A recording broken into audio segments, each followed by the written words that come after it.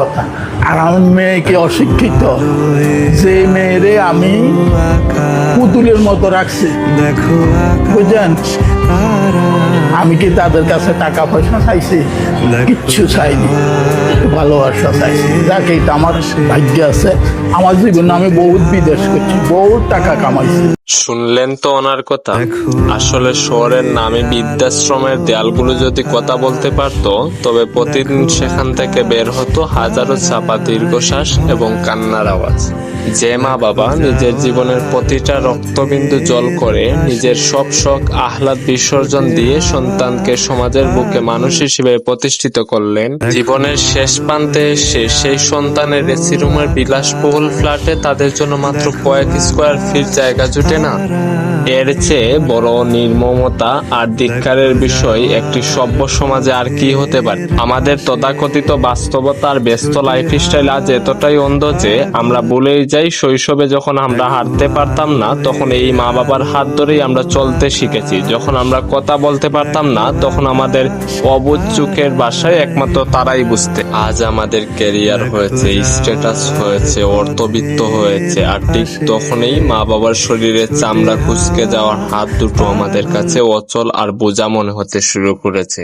কত অবলীলায় আমরা যুক্তি খাড়া করি, ব্যস্ততা, অসুস্থতা কিংবা বৃদ্ধাশ্রম তো ভালোই, কেয়ারটেকার আর ডাক্তার আছে, কিন্তু বুক ফুলিয়ে বলা এই যুক্তির আড়ালে লুকিয়ে থাকে এক চরম স্বার্থপরতা।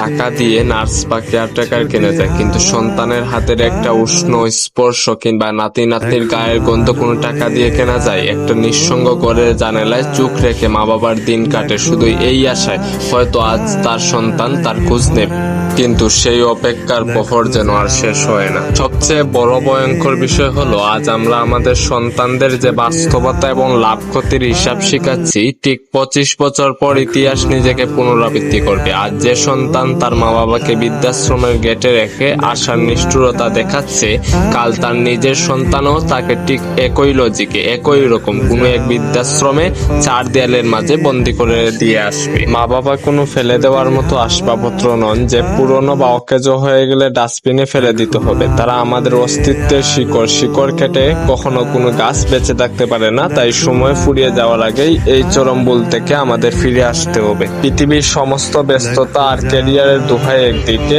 আর বাবা মার মুখে একটু হাসির মূল্য তার চেয়ে কোটি গুণ বেশি।